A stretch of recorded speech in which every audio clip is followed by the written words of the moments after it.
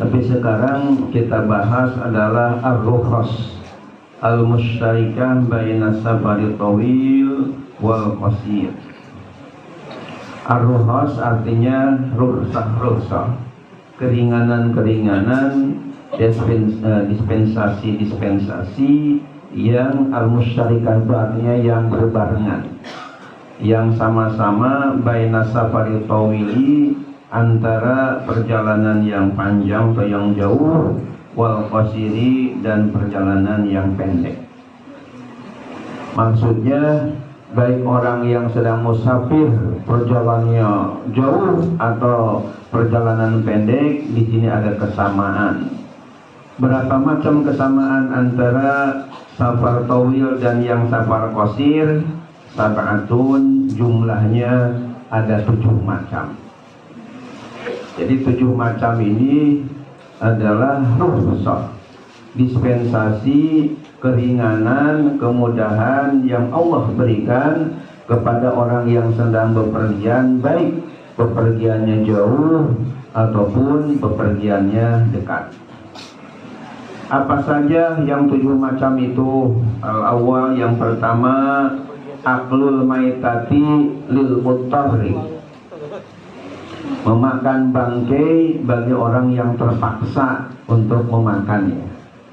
Bapak dan hadirin yang terhormat, mungkin bisa saya uraikan sedikit bahwa ketika seseorang bepergian ke tempat yang cukup jauh atau dekat juga, misalnya ke suatu tempat yang ia tuju, kemudian dia bisa jadi uang yang ada di dompetnya jatuh sehingga tidak punya uang sama sekali, ya.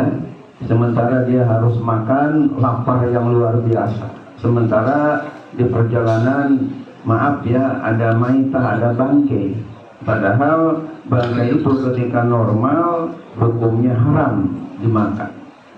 Dalam Al-Quran dikatakan hurimat alaikumul maitatu waddamu walahmul khinzir wa ma uhilla bihi lighairiillah, dan seterusnya. Diharamkan, ya, alaikum atas kalian al-maitah, memakan bangkai. Namun ketika di suatu perjalanan di mana kita mau beli uang yang nggak ada atau mungkin nggak ada yang jualan, sehingga ketika di perjalanan kita lapar luar biasa, kalau nggak makan bangkai akan mati, maka ketika itu dibolehkan untuk memakan bangkai tersebut, baik perjalanan yang jauh atau perjalanan yang pendek. Kemudian yang kedua, at-tanaffulu 'ala rahilah, melakukan sholat sunat di atas kendaraan. Ini juga bagi orang yang sedang bepergian diperbolehkan, merupakan rukhsah. Ya, walaupun setelah niat dia menghadapnya kendaraannya ke timur, ke barat, ke utara, ke selatan, itu terserah, hukumnya sah. Kemudian yang ketiga, isqatus sholati bitayamumi, menggugurkan sholat dengan sebab tayamum. Jadi ketika kita bepergian, biasanya susah ada air di perjalanan, bisa kita dengan hanya tayamum saja, tidak harus dengan wudhu. Ini sebagai kemurahan atau keringanan yang Allah berikan kepada yang sedang bepergian. Al-Rabi, yang keempat, tarbul jum'ati, boleh meninggalkan sholat Jumat. Sholat Jumat ini kalau kita baca kitab-kitab fikih, ya, baik itu kitab Safinatunya Najah karya Syekh Samir bin Salim bin Sumer al-Hadrami, atau syarahnya Kasyifatus Saja karya Syekh Nawawi al-Bankani, atau kitab Fathul Qorib karya Syekh Muhammad bin Qasim al-Ghazi, atau Fathul Wahab karya Abu Zakaria al-Ansori, Fathul Mu'in karya Zainuddin al-Malibari, dan yang lain-lainnya sepakat bahwa yang namanya sholat Jum'ah itu bagi yang sudah akil balik adalah, bagi yang mustautinin itu hukumnya fardu ain, tidak boleh ditinggalkan. Seperti kita sholat zuhur. Akan tapi ketika kita sedang musafir, sedang dalam bepergian, maka dibolehkan tidak sholat Jum'ah, bisa diganti dengan sholat zuhur. Yang kelima adalah adamul qadai li darrati zawjatin uhidat bil qur'ati muddatas safari. Artinya adamul qadai, tidak harus mengkodok, tidak harus membayar atau mengganti li darrati zawjatin bagi madu seorang istri, ya, uhidat yang diambil bil qur'ati dengan sebab lotre atau undian, muddatas safari, pada masa bepergiannya, pada masa dia pergi melakukan suatu perjalanan. Maksudnya mungkin perlu dijelaskan, khususnya kait dengan dorot zaujah, madu dari istri. Misalnya ya, ada orang yang istrinya lebih dari satu, namanya ta'adduduz zaujat. Ya, tapi saya lihat di sini termasuk saya rupanya masih min ahli tauhid, ya. Ya, ahli tauhid, ya, ya, min al-khaifin, ya, termasuk yang takut sama istri tua, ya. Tapi ada kalanya seseorang kan istrinya enggak satu, ada yang punya dua, ada yang punya tiga, ada yang punya empat. Kalau yang punya 5, punya 6 itu kambing, ya.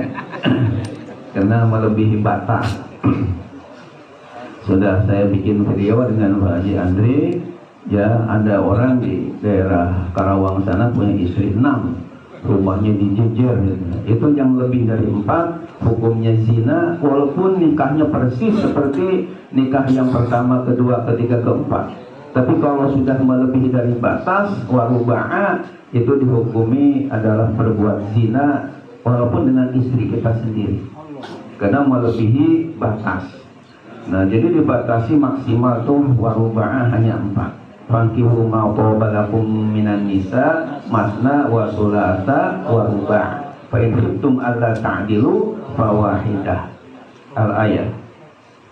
Jadi batasnya 4. Misalnya kaitan dengan masalah safar ini, ketika si A misalnya mau ada tugas keluar daerah atau keluar negeri, perjalanan jauh atau perjalanan dekat, kan istrinya katakanlah 4, mungkin namanya ini contoh aja, mungkin yang pertama Bu Nining, yang kedua Bu Neneng, yang ketiga Bu Nunung, yang keempat Bu Nonong, ya, misalnya ada misalnya seperti itu.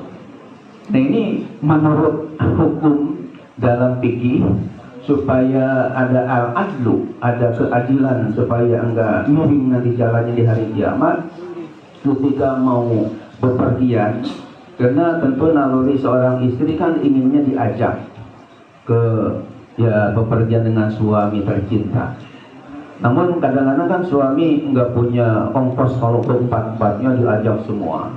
Apalagi ada tugas misalnya di negara harus sendirian, atau katakanlah bisa hanya membawa orang istri.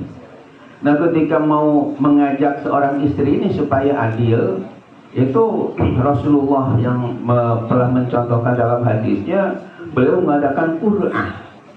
Qur'ah itu adalah semacam lotre atau undian. Jadi nama-nama tadi yang 4 itu ditulis yang Nining, Nonong, Nunung sama Neneng, ya, ditulis ke bejana atau wadah kayak seperti keler atau ya botol atau gelas, ya, ditutup, ya, kemudian dikocok. Jadi mana yang keluar dari kocokan tadi, mana yang keluarnya Neneng. Nah, berarti Neneng yang diajak untuk berangkat pergi. Nah, sementara yang 3-nya lagi itu yang menunung, nonong, masing-masing Nining, berarti ada di tempat. Nah, ketika ngajak Neneng itu ke luar daerah atau negeri tadi, berarti kan malam-malam yang harusnya gilir kepada istrinya yang tinggal itu apakah harus dikodok? Ya, harus dibayar misalnya, karena kan ada beberapa malam yang katakanlah nggak bisa gilir. Nah, di sini karena ada safar tadi, bepergian tadi, sebagai rukhsah kemurahan dari Allah, adamul qadai li darrati kawajatin uhidat bil qur'ah muddatas safar. Jadi tidak ada kewajiban untuk mengkodok atau membayar bagi madu-madu istri, seorang istri yang diambil atau yang diajak dengan sebab kontrak tadi atau undian, ya, selama muddatas safar ini, selama dia perginya apakah seminggu atau mungkin 10 hari atau sebulan, itu tidak ada wajib qada kepada istri-istrinya yang telah ditinggal selama dalam perjalanan tadi. Ini diantara rukhsah dispensasi bagi orang yang sedang bepergian. Kemudian yang keenamnya as-safar lil wadi'ah li ujr. Jadi bepergian juga boleh dengan menitipkan sesuatu karena ada sesuatu yang uzur. Misalnya biasanya ketika kita pulang kampung, ya kita titip ya rumahnya, atau mungkin juga ada anak yang tidak ikut, biasanya kepada tetangga dekat tolong diawasi, dijaga, dan juga sesuatu hal yang dibolehkan bahkan bagus menurut agama kita. Kemudian yang ketujuhnya as-safar bil ariyah, yang pergian dengan meminjam. Misalnya mungkin kena perjalanan jauh, sementara dia ongkosnya kurang atau kekurangan biaya, bisa juga ya meminjam kepada tetangganya atau temannya untuk sekedar ongkos perjalanan. Ini dibolehkan oleh agama kita. Hadirin yang dimuliakan oleh Allah Subhanahu wa taala, satu lagi adalah ahkamus safar, hukum-hukum yang berkaitan dengan bepergian. Khamsatun, jumlahnya ada 5 macam. Jadi bepergian itu tidak lepas dari 5 macam hukum. Al-awal yang pertama wajibun, hukumnya wajib. Artinya kalau kita nggak pergi, nggak berjalan dari rumah kita, hukumnya dosa. Kenapa? Karena safarnya wajibun, hukumnya wajib. Seperti bagaimana contohnya di sini diberikan contoh kasafari li isqati fardil haji wal umrati. Seperti safar, bepergian untuk menggugurkan kewajiban ibadah haji dan umroh. Misalnya bapak saudara sudah istitoah, sudah ada kemampuan untuk ibadah haji dan umroh ke tanah suci. Itu safarnya, berangkatnya ke tanah suci tadi hukumnya wajib. Dosa kalau bapak diem aja di rumah, tidak mau pergi padahal mampu untuk berjalan, belum pergi. Kecuali kalau istilahnya rajulun ma'dub. Rajulun ma'dub itu artinya orang yang sudah maridun la yurja bur'uhu, orang yang sakit yang sudah tidak bisa diharapkan sembuhnya, itu bisa dibadalin oleh yang lain. Tapi kalau misalnya bapak sehat, bisa berangkat ke tanah suci sendiri, hukumnya wajib safar tadi. Yang kedua diberi contoh di sini oleh Syekh Al-Alamah, ya, Sayyid Hasan Al-Kahfi, ini adalah wali thalabil ilmil wajib, dan berangkat atau pergi dalam rangka mencari ilmu yang wajib. Misalnya ada seseorang di suatu tempat, dia belum tahu tata cara wudhu, tata cara sholat misalnya. Ini kan wudhu ini wajib, wudhu dan sholat ini adalah wajib hukumnya, tapi dia belum tahu tata cara yang baik. Ada misalnya yang tahu ustadz anu di kampung anu atau di daerah, nah maka dia wajib hukumnya untuk berangkat kepada ustadz atau kiai yang dituju tadi. Jangan diem aja padahal dia nggak tahu. Misalnya ya, ini contohnya yang berangkat wajib atau bepergian hukumnya wajib. Yang kedua, yang semuanya ada 5. Yang kedua sunatun, hukumnya sunnah. Jadi dilakukan berpahala, enggak dosa. Seperti apa? Kasafari li ziyaratin Nabi sallallahu alaihi wasallam. Seperti bepergian dengan tujuan mengunjungi makam Nabi kita Muhammad sallallahu alaihi wasallam di Madinah Al-Munawwarah. Ini ziarah kepada Nabi ini sangat tentunya dianjurkan. Saya paling tidak punya 2 kitab yang berkenaan dengan pentingnya ziarah kepada Nabi Muhammad SAW. Yang pertama, nama kitabnya Syifa'us Saqam fi Ziarah Khairil Anam. Syifa'us Saqam fi Ziarati Sayyidil Anam. Fi Ziarati Khairil Anam. Artinya Syifa'us Saqam itu menjadi syifa, penawar, penyembuh bagi berbagai penyakit. Fi Ziarah Khairil Anam, dalam menziarahi sebaik-baiknya makhluk Allah Subhanahu wa taala di dunia. Nabi kita Muhammad sallallahu alaihi wasallam dikarang oleh ulama yang sangat mulia dan terkenal, namanya Imam As-Subki. Yang kedua, ada lagi ketika saya jalan-jalan ke Madinah, ke Mekah, ada sebuah kitab yang bagus yang saya miliki, judulnya adalah Tasbitul Fuad fi Ziarah Khairil Ibad. Ya, nama kitabnya Tasbitul Fuad fi Ziarati Khairil Ibad. Artinya Tasbitul Fuad itu menetapkan, mengokohkan hati dalam menziarahi sebaik-baiknya hamba Allah, yakni Nabi kita Muhammad sallallahu alaihi wasallam. Ini dikarang oleh seorang ulama yang sangat mulia dari Mekah Al-Mukarramah asli, yakni Sayyid Muhammad bin Alwi Al-Malki Al-Hasani. Ya, ini karya beliau. Di dalam kitab itu dikemukakan bahwa sebaik-baiknya kita dalam meraih untuk berdekat diri kepada Allah Subhanahu wa taala adalah kita dengan menziarahi kuburan Nabi kita Muhammad sallallahu alaihi wasallam di Madinah Al-Munawwarah. Mudah-mudahan saya doakan yang hadir di sini diberikan kemudahan untuk ibadah haji dan ibadah umrah ke tanah suci. Amin. Ya Allah ya Rabbal. Mudah-mudahan berangkatnya gratis semua. Amin. Ya Rabbal. Kemudian termasuk yang sunnah juga wasilaturrahim, dan seperti kita berangkat untuk tujuan silaturahim kepada keluarga kerabat kita, ini juga termasuk safar sunnah. Kemudian yang ketiganya, Bapak dan hadirin yang terhormat, mubahun. Mubahun itu artinya boleh. Jadi boleh itu maksudnya la yusabu ala fi'lih wa la yu'aqabu ala tarkih. Sesuatu yang tidak diberi pahala ketika dikerjakan dan tidak disiksa ketika ditinggalkan. Artinya boleh dikerjakan, boleh juga tidak dikerjakan. Itu namanya mubah. Bepergiannya mubah. Seperti apa? Kasafari litijarah. Seperti bepergian tujuan bisnis.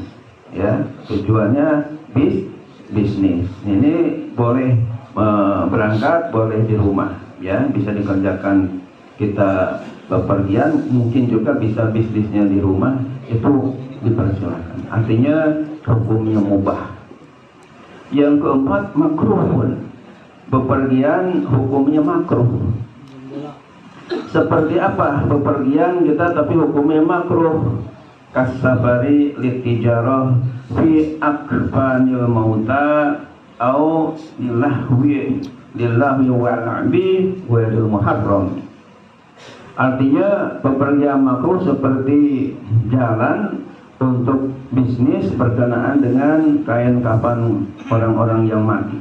Ya, ini termasuk dalam makruh. Mungkin harusnya sosial dikasihkan aja kepada orang yang mati ini, jangan dijual belikan.